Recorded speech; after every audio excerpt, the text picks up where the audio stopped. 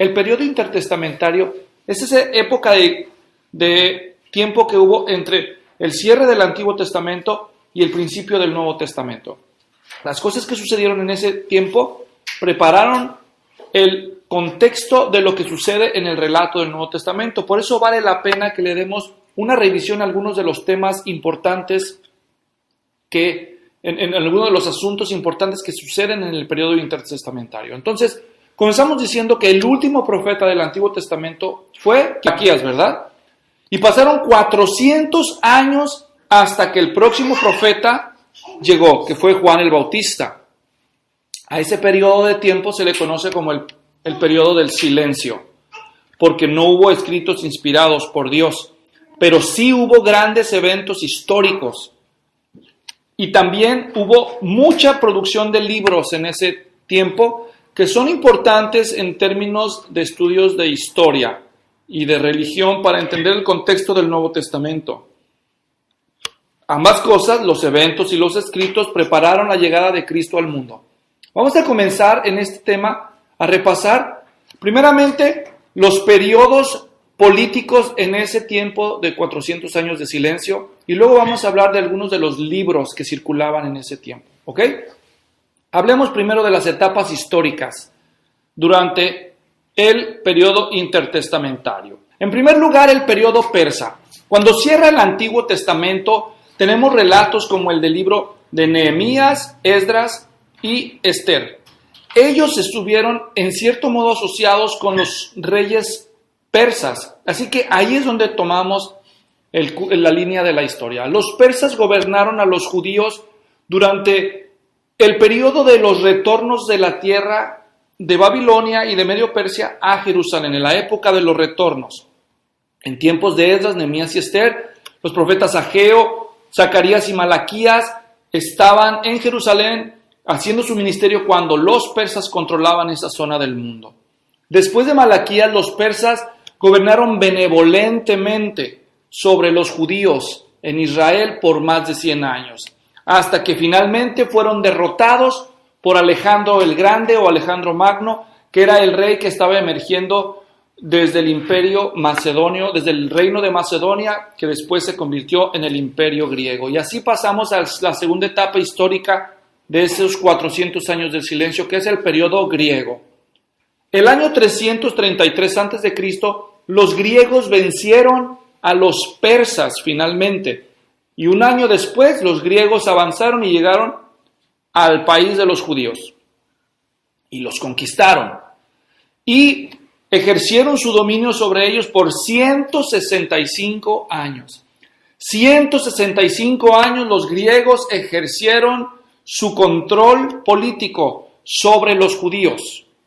El general que empezó esta campaña militar griega se llamó Alejandro Magno, conocido también como Alejandro el Grande.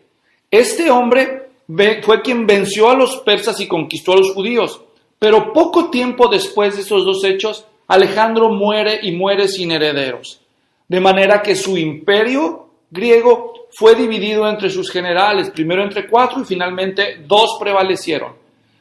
El imperio griego se divide en dos polos. Por un lado estaban los Seleucidas en la parte norte, mayormente en la región de Siria, controlando desde Siria. Y luego en el sur estaban los Ptolomeos, gobernando desde Egipto. Entonces, la tierra de Israel quedó justo en medio camino entre el control Seleucida y el control de los Ptolomeos. Ambos griegos, pero Israel quedó como un pastel, el cual trataban de repartirse todo el tiempo. Entonces, durante el reino griego de estos dos imperios, los Seleucidas y los Ptolomeos, entonces los judíos cambiaron de bando casi 10 veces. Dependiendo del rey que prevalecía, pues era entonces la manera en que ellos se afiliaban, digamos, los judíos. Los Ptolomeos eran considerados con los judíos, pero los Seleucidas eran crueles y despiadados. Cuando los Seleucidas controlaban Israel, eran muy crueles e impositivos con ellos. Eso produjo que los judíos fueran gradualmente dividiéndose en dos bandos, los que estaban a favor de la cultura griega o helenística y los que estaban en contra, es decir, judíos más nacionalistas. Los que se iban convirtiendo a la cultura y a la religión griega se les conocía como los helenistas, porque así se dice griego, en griego se llama Helene, ¿ok?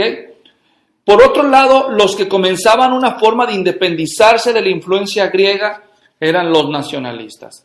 Y así llegamos finalmente al siguiente periodo de la historia de Israel en el tiempo intertestamentario, que es la época de los macabeos, o también se le conoce como el periodo de los asmoneo. Ahorita vamos a responder por qué. Corría el año 167 a.C., cuando un oficial griego ordenó a los judíos de cierta aldea llamada Asmón, de ahí viene el nombre Asmoneo, cercana a Jerusalén, que adoraran al dios Zeus, que era el dios principal de la mitología griega.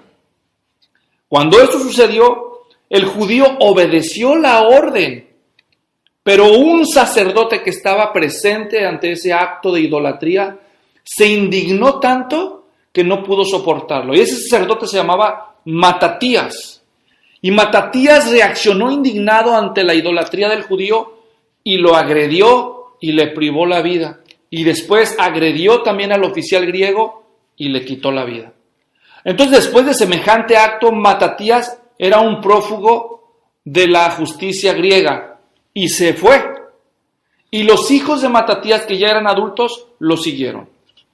Y a esos hombres, a los hijos de Matatías, especialmente a Judas y a Simón, ellos se fueron y se refugiaron a las montañas cuando empezaron a ser perseguidos. Pero desde esas montañas ellos organizaron una revolución y les tomó 2 años movilizarse, pero al final lograron, a través de guerrillas, vencer a los griegos. Y a ese periodo se le conoce como el periodo de los macabeos.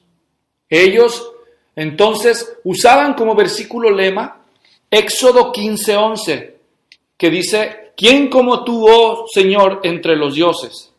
Que en hebreo suena así, suena Mikamo Kabalin Yahweh.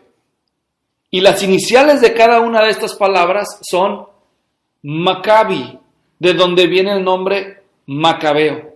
Entonces de allí se les puso el apodo de los macabeos, porque usaban ese versículo como lema.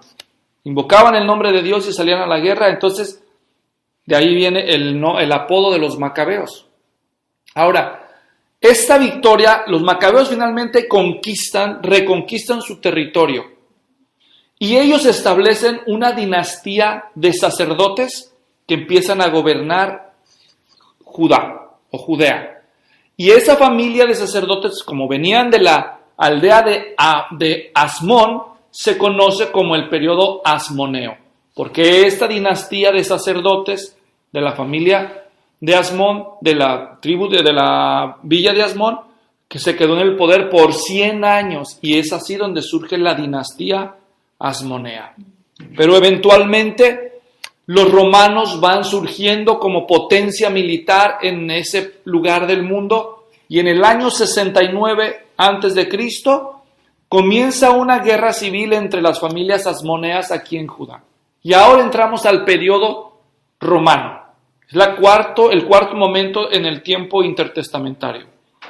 Mientras Roma ya había derrotado a los griegos, militarmente hablando, acá en Judea, 2 familias asmoneas estaban compitiendo por el poder, por el gobierno de Israel. Y surge una guerra entre ellas que se alargó por 7 años. Y en ese periodo de 7 años, finalmente uno de los 2 bandos hizo una alianza con el rey del sur. Al sur de Israel históricamente estaba el país de Edom. Ya en los tiempos antes de Cristo se llamaba Idumea. Entonces, una familia poderosa de Idumea hizo alianza con uno de los 2 bandos asmoneos, y así este bando logró perpetuarse en el poder, quedarse con el control de Jerusalén. Resulta que esa familia que le ayuda a los asmoneos de este bando a quedarse en el poder, habían enviado uno de sus jóvenes, uno de sus niños, a estudiar a Roma. Y allá en Roma, ese joven logró hacerse amistad con la élite de los romanos. Y uno de los amigos que hizo en su juventud ese joven Idumeo llegó a ser emperador de todo Roma. Entonces, en ese tiempo, los romanos acababan de vencer a los griegos militarmente. Y entonces, pues rápidamente ellos conquistaron a los judíos también, que no eran, digamos, un enemigo difícil de vencer para los romanos con su experiencia y su poder. Y les impusieron que pagaran tributo a los romanos. Pues al poco tiempo, el Asmoneo que estaba al frente de Judea murió envenenado. Entonces la familia idumea que tenía ese joven en Roma, ya habían pasado años y ese joven, después de estudiar en Roma, llegó a ser amigo de Octavio, quien eventualmente se convirtió en César.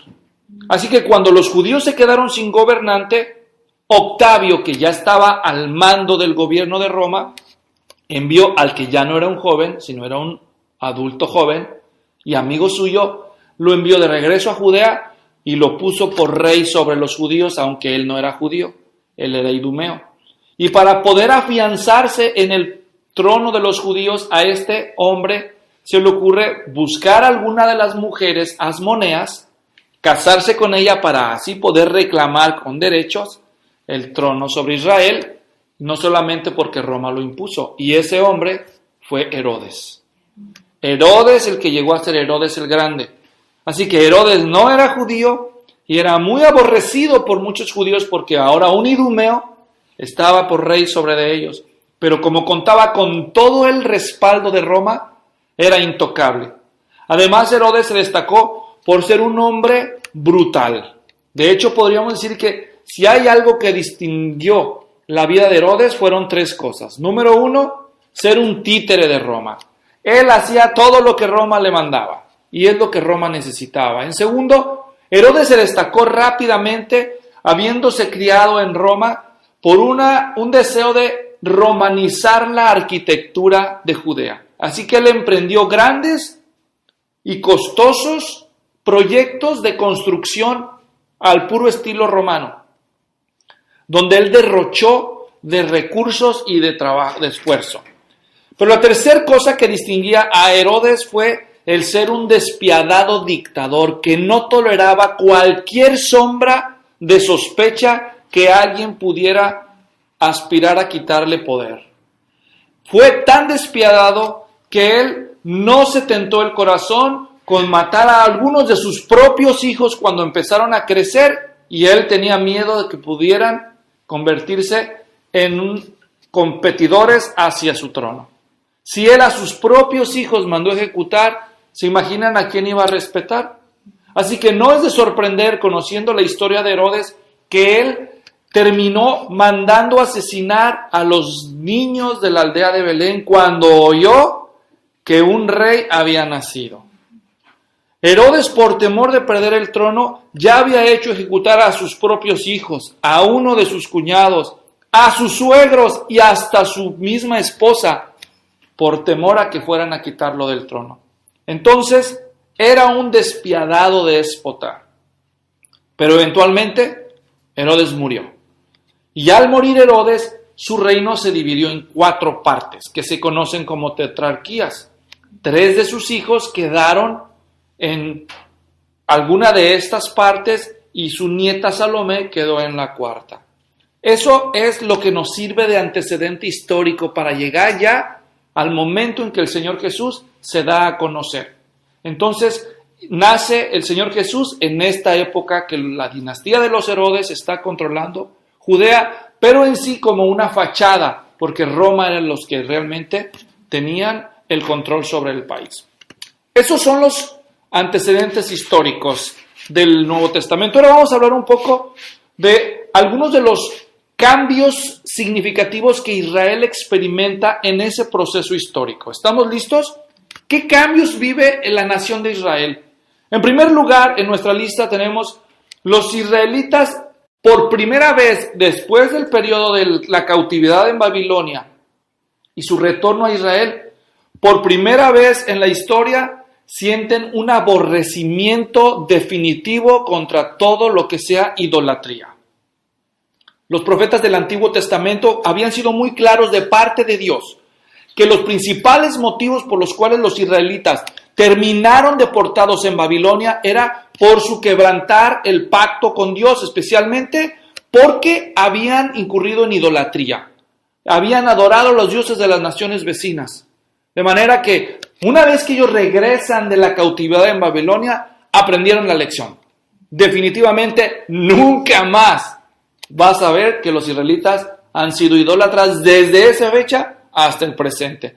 Aprendieron su lección, definitivamente la idolatría no era para ellos.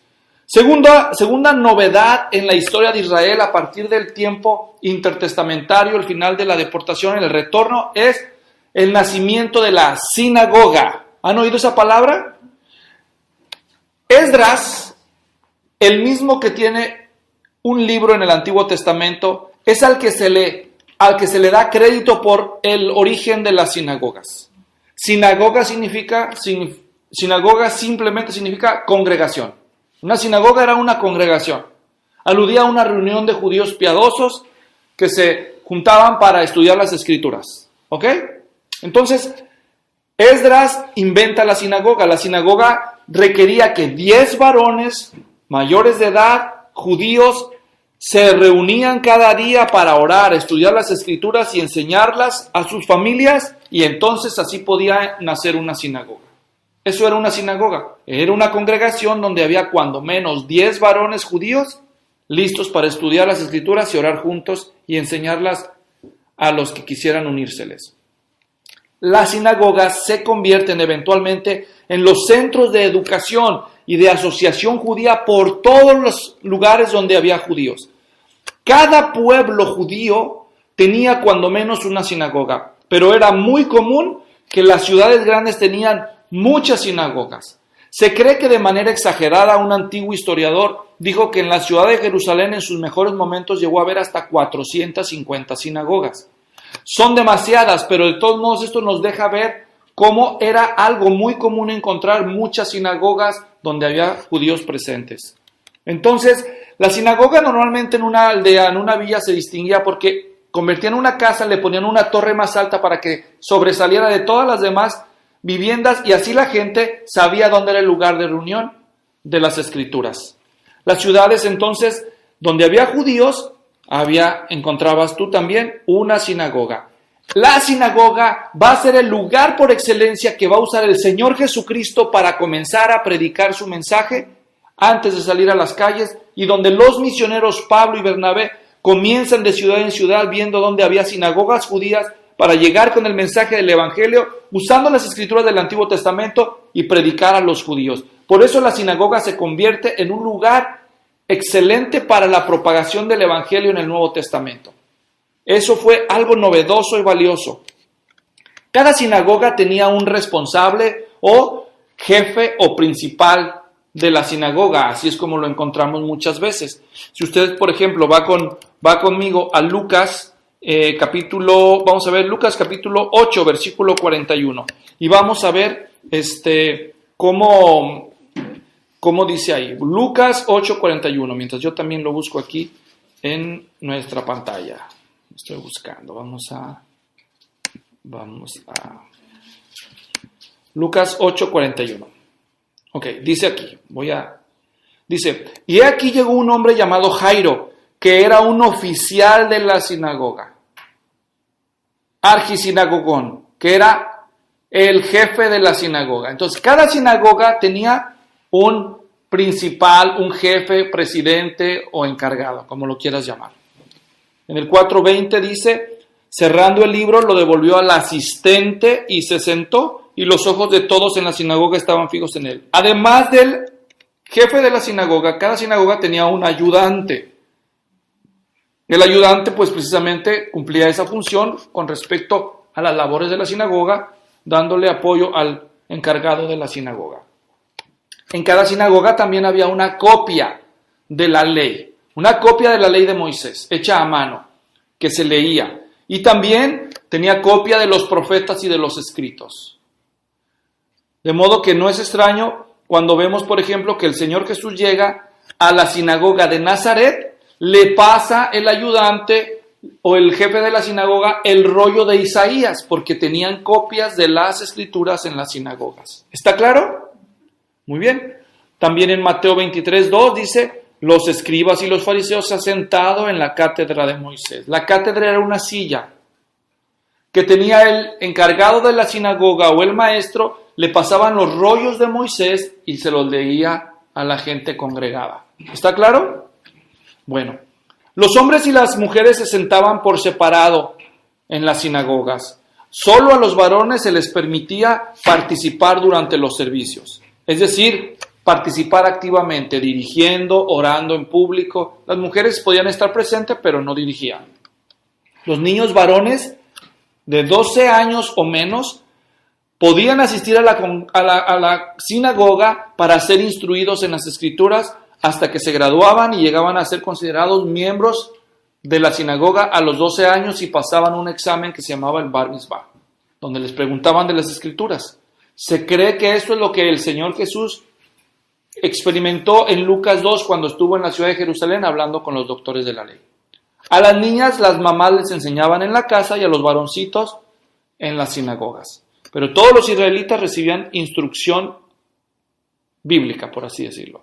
Entonces, ese es un segundo cambio que nosotros podemos observar en ese periodo. No solo un rechazo por la idolatría, sino ahora una red de espacios para enseñar que se llamaban las sinagogas. Tercero, una identidad mesiánica. Ya que habían rechazado la idolatría y que se dedicaban a estudiar las escrituras en las sinagogas, habían vencido desde los tiempos de los macabeos la influencia extranjera en su país. Entonces empezaron a generarse ciertas escuelas rabínicas en el país de Israel. Es decir, hubo judíos que se empezaron a dar a la tarea de estudiar e interpretar las escrituras y abrir ciertas líneas de interpretación y de corriente. Los samaritanos, por ejemplo, que vivían al norte de Judá, era una mezcla de judíos y gentiles. Ellos eran considerados inferiores por causa de su mestizaje racial. Los judíos esperaban la venida del Mesías prometido en los profetas del Antiguo Testamento. Esperaban que el Mesías vendría, los liberaría de la opresión militar. Y también ellos invitaban a los paganos a venir a convertirse al Dios de Israel. A los no judíos que se convertían al judaísmo se les llamaba prosélitos. Entonces, generalmente un judío ya para la entrada del Nuevo Testamento tenía una expectativa mesiánica. Ellos esperaban que vendría el Mesías y que los ayudaría a sacudirse el dominio romano. ¿Está claro? 4. La versión de los 70. En el periodo que los griegos controlaron Israel, un rey que se llamó, se me fue el nombre, Ptolomeo Filadelfo, si no me equivoco. Cuando ellos gobernaron Israel, la ciudad egipcia de Alejandría se hizo un centro cultural importante en el mundo antiguo. Allí había una biblioteca increíble que llegó a ser una de las 7 maravillas del mundo antiguo. El rey Ptolomeo Filadelfo entonces mandó a los judíos que vivían en Alejandría que hicieran una traducción de sus libros al griego para agregarlos a la biblioteca. Y para que los judíos que estaban perdiendo el dominio del idioma hebreo pudieran seguir leyendo sus escritos y entenderlos. Entonces, así fue que el Antiguo Testamento fue traducido del hebreo y al arameo al griego koiné. Y esa versión se llamó la versión de los 70, o también se le conoce comúnmente la Septuaginta. El número romano LXX es 70 en números romanos y de ahí viene el nombre Septuaginta, porque es la versión de los 70. Esta va a ser la versión que muchas veces van a usar los escritores del Nuevo Testamento para citar el Antiguo Testamento en sus escritos. Por eso es importante esta versión, la Septuaginta. Ahora, además de traducir los libros del Antiguo Testamento, Los judíos que vivían en Alejandría también tradujeron otros libros que no eran parte de las escrituras hebreas inspiradas por Dios. A esos libros no inspirados también los agregaron como un anexo al final del Antiguo Testamento traducido en griego. No eran libros inspirados por Dios, pero fueron traducidos al griego. Y ya que tenían cierto valor histórico o religioso, esos libros eran de circulación y de lectura común entre los judíos al entrar el Nuevo Testamento. Cuando menos hay registro de 15 de esos libros que estaban agregados al final de la Septuaginta. Y de esos, algunos todavía se conservan. Es decir, se conservan al acceso para que los podamos revisar. Obviamente no eran inspirados, pero en la cultura de Jesús los conocían. Luego, las tradiciones rabínicas comienzan a tener más auge entre los judíos antes del tiempo de la llegada de Jesús. En ese periodo intertestamentario, algunos judíos dedicados al estudio de las Escrituras empezaron a escribir sus propios manuales de interpretación de las Escrituras del Antiguo Testamento. Manuales que hoy en día se conocen como el Midrash y otras tradiciones también escribieron ellos. Esos libros les llaman los targúmenes. Los targúmenes con el sistema de Midrash de interpretación son esos libros, son tradiciones orales e interpretaciones de las Escrituras. No son las Escrituras, sino son interpretaciones y tradiciones. A esas tradiciones son a las que encontramos en el Nuevo Testamento que alude Jesús cuando reprocha a los fariseos por quebrantar los mandamientos del Señor. Un siglo antes de que Jesús viniera al mundo, se consolidaron dos escuelas rabínicas, dos escuelas de interpretación formal de las Escrituras. Produjeron muchos escritos estas escuelas. Entre esos destacan la Mishnah, el Talmud, el Halajá, entre otros. La más estricta de ambas escuelas fue la casa de Shammai. Y la otra escuela menos rigurosa era la conocida como la casa de Hillel. Ambas escuelas, la de Shammai y la de Hillel, influyeron en la mentalidad judía de que eran un pueblo superior a todos los gentiles. Ellos se sentían, los judíos, por influencia de estas escuelas, que eran como una raza superior y que por medio de las obras de la ley los judíos podían justificarse ante Dios. Estas escuelas son las que pervirtieron el mensaje de la justificación gratuita que Dios había revelado desde el Antiguo Testamento. De modo que cuando llegamos a los tiempos de Jesús y de los apóstoles, ya están bien consolidadas y la mayoría de los fariseos eran de la escuela de Shammai. ¿Ok? Y creían que se justificaban por las obras, por el cumplimiento de la ley. Entonces, estos son algunos fenómenos, algunos cambios culturales y religiosos que suceden en Israel entre la venida del último profeta del Antiguo Testamento y la llegada del Señor Jesús y sus apóstoles. Es lo más importante que podemos mencionar en lo que respecta al periodo intertestamentario.